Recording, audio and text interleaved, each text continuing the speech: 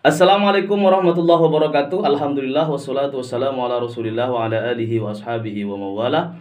La haula wala quwata illa billahil aliyil azim. Sobat sewot yang dirahmati Allah dan disayangi Rasulullah sallallahu alaihi wasallam.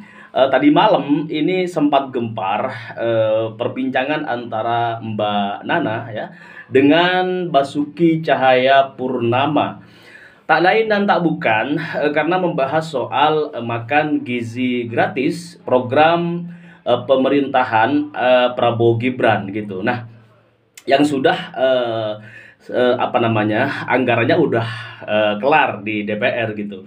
7, sekian triliun. Tetapi sobat sewot yang dirahmati Allah dan disayangi Rasulullah Shallallahu Alaihi Wasallam, kita tidak ingin terlalu dalam bahas soal itu karena udah ceplas-ceplos oleh Ahok tadi malam bersama Najwa Shihab di ruang narasi Najwa Shihab gitu kan.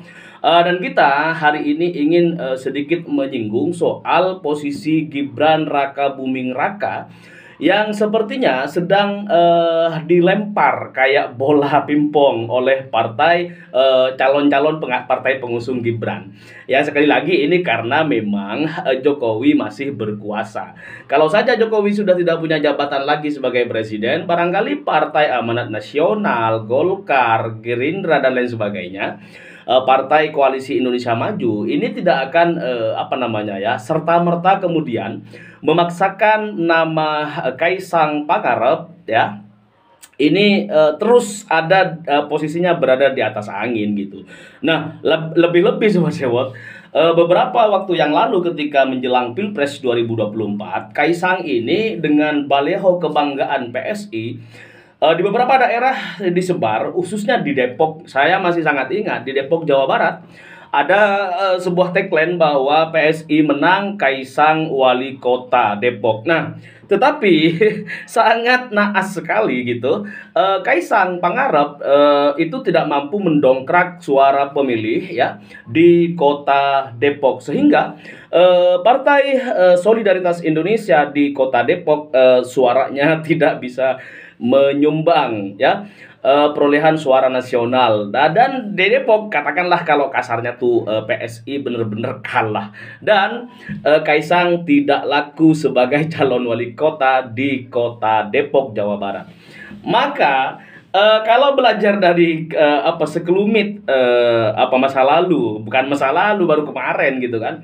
Kaisang di Depok ingin sahwat politiknya ingin dimulai dari sana sebenarnya setelah diangkat jadi ketua umum partai gitu kan, ketua PSI, kemudian Kaisang dengan kekuatan finansialnya menyebar begitu banyak, begitu luas di beberapa titik di seluruh Indonesia dan bahkan di Depok ini kan dekat sama Jakarta, jadi mudah diakses oleh teman-teman media. Dan di Depok, Sobat Sewot, di sana Kaisang begitu di branding habis-habisan untuk memperoleh atau meraup suara pileg dan suara pilpres kemarin gitu kan dengan signifikan.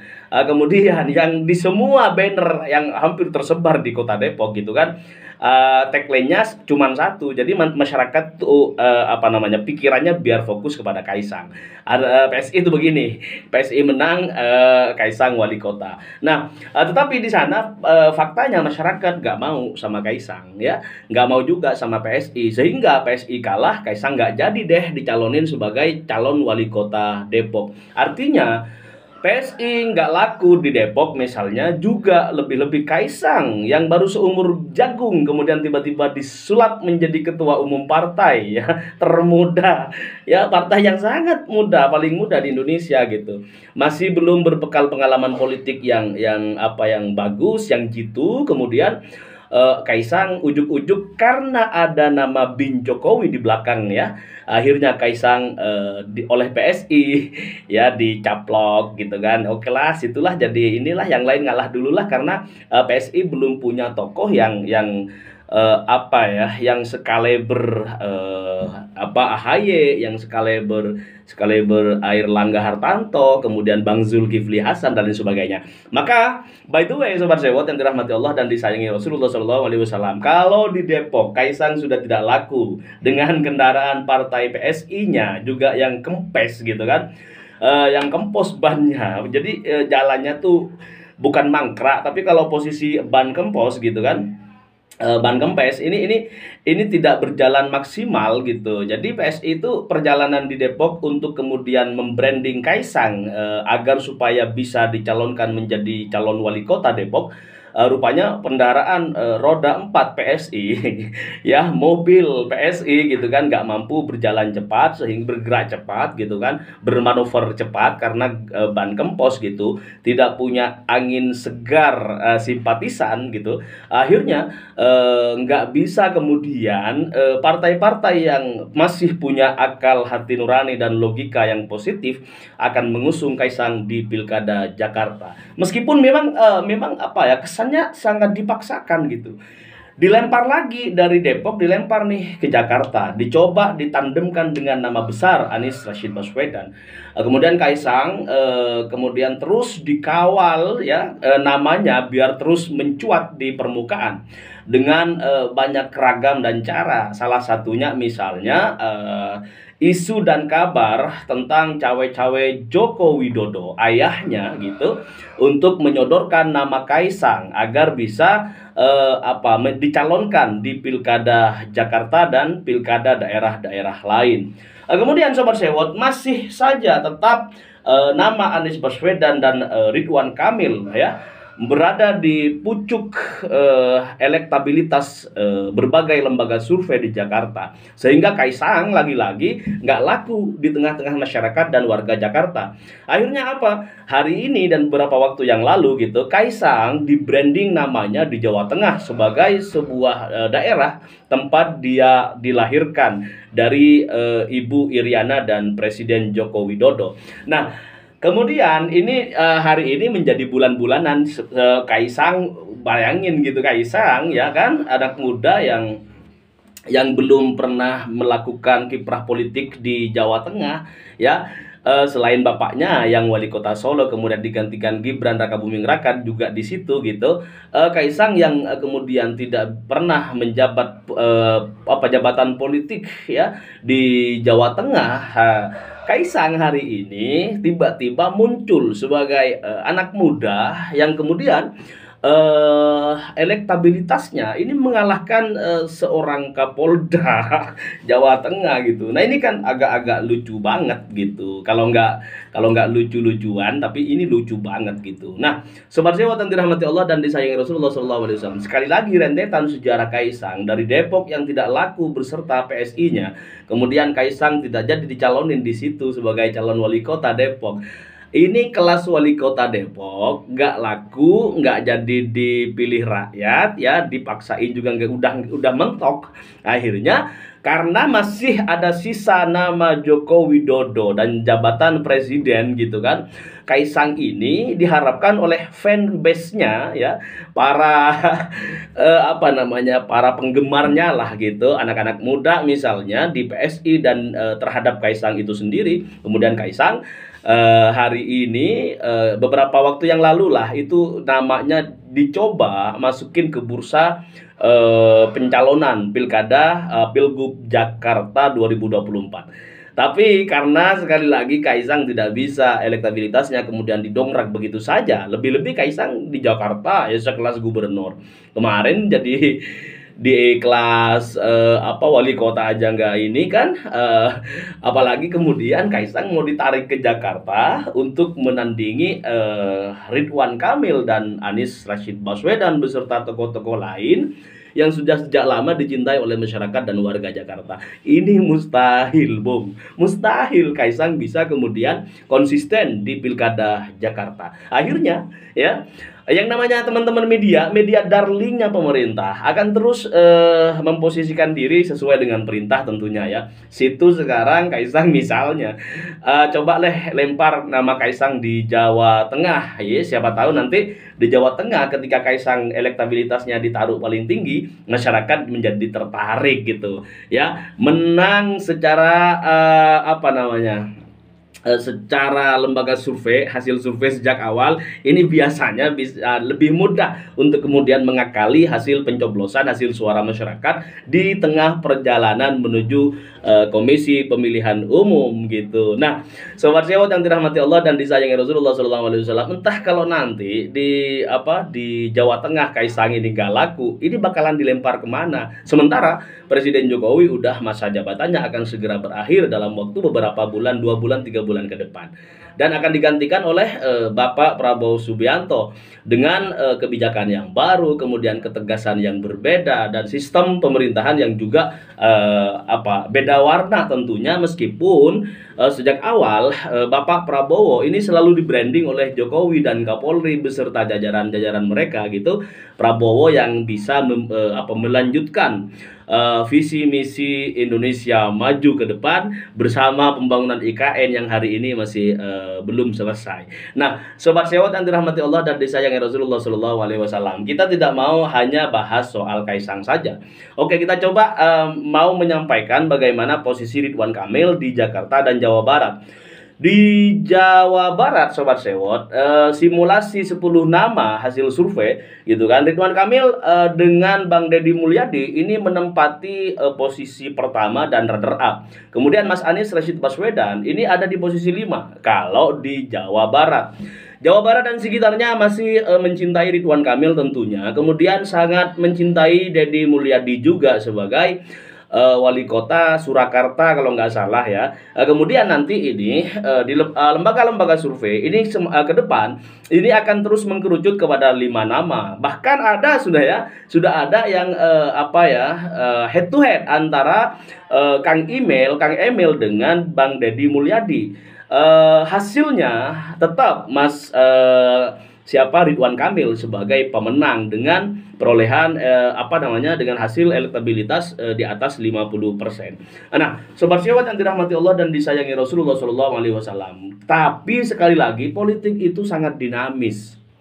Bisa saja hari ini Ridwan Kamil ini tidak ada lawan tanding di Jawa Barat, tetapi 2 minggu, 3 minggu ke depan menjelang penentuan siapa calon Jawa Barat yang akan diusung oleh partai-partai koalisi gitu kan, maka sudah barang tentu pasti ada perubahan dong gitu. Masyarakat kadang-kadang juga berubah pikiran, lebih-lebih masyarakat yang hatinya masih cinta kepada hal-hal manipolitik, berbau manipolitik misalnya, ini bisa berubah gitu. Tetapi kalau kita lihat fakta yang ada sementara ini dalam beberapa pekan terakhir ini, Mas Ridwan Kamil masih di posisi puncak, kemudian disusul oleh Bang Deddy Mulyadi. Nah, kalau di Jawa Barat, tetapi kalau di Jakarta sekali lagi nama Ridwan Kamil masih sangat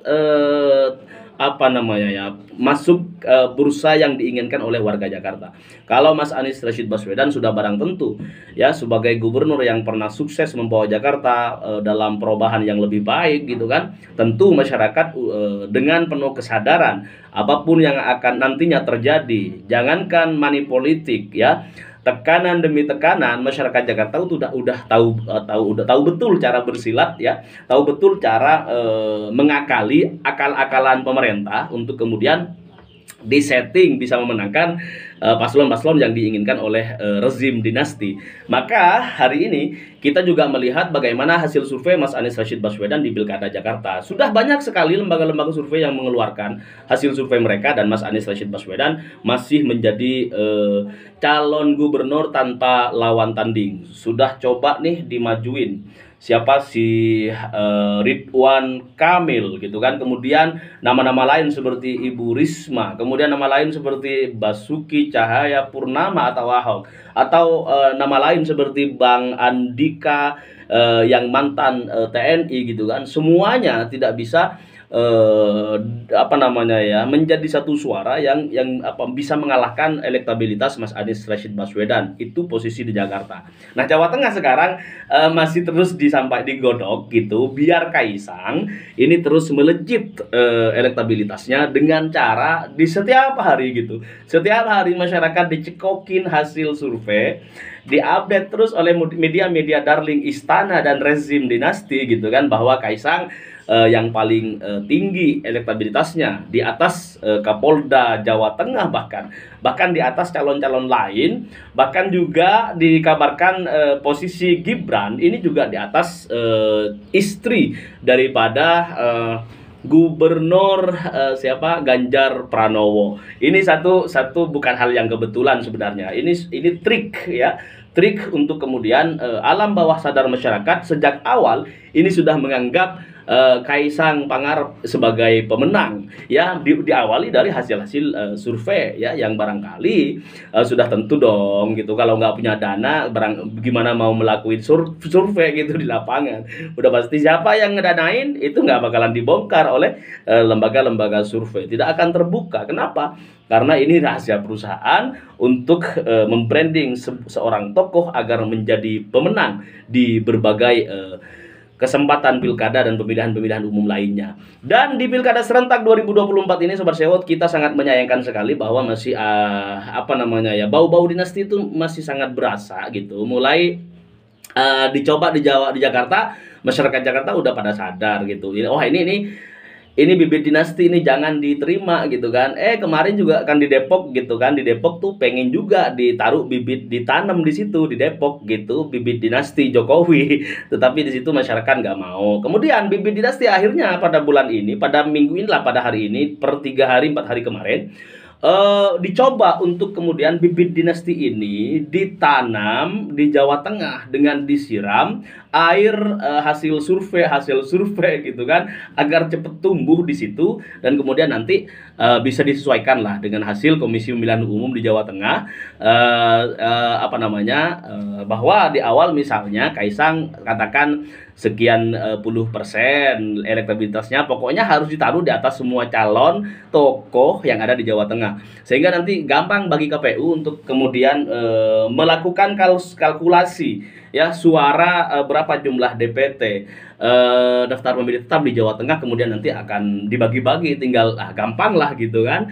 Itu trik sebenarnya, trik politik yang hari ini sudah terbukti dilakukan oleh rezim dinasti. Nah, Sobat Sewot yang dirahmati Allah dan disayangi Rasulullah Shallallahu Alaihi Wasallam, semoga Allah Subhanahu Wa Taala memberikan rahmat dan karunia, kebahagiaan, kelapangan dada, kebesaran hati bagi kita semuanya untuk tetap mempertahankan demokrasi ini di jalurnya dan mengalami perbaikan-perbaikan di hukum-hukum yang diproduksi di dalamnya. Nah, tetapi kalau kemudian nantinya rezim dinasti ini memaksakan sistem dinasti menguasai semuanya, maka innalillah bagi sistem demokrasi kita.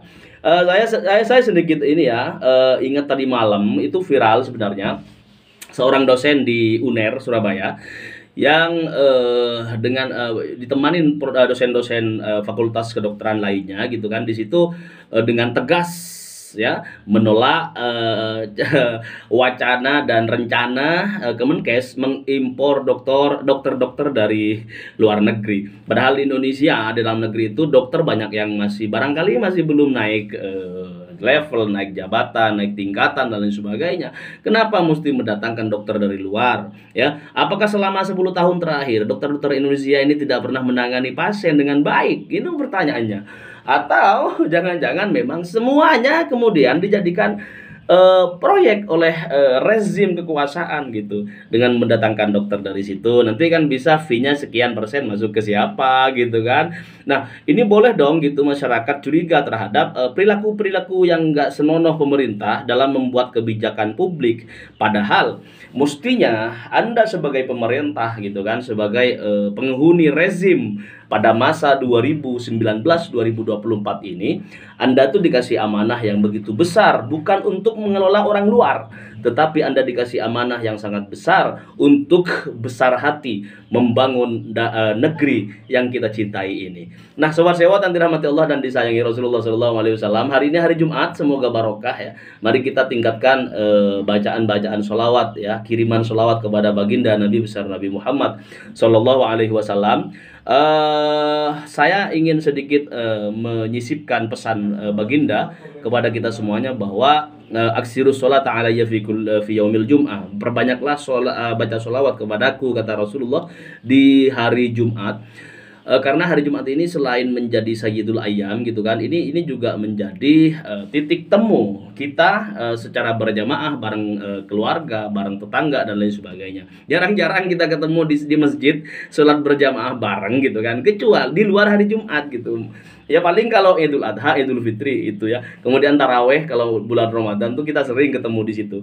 Tetapi alhamdulillah setiap minggu kita dipertemukan dengan sanak saudara dan kerabat, bahkan tetangga-tetangga agak jauh gitu kan. Satu tempat di masjid yang sangat mulia di sisi Allah Subhanahu wa taala. Sobat sewot yang dirahmati Allah dan disayangi Rasulullah SAW, sebelum saya tutup satu pesan.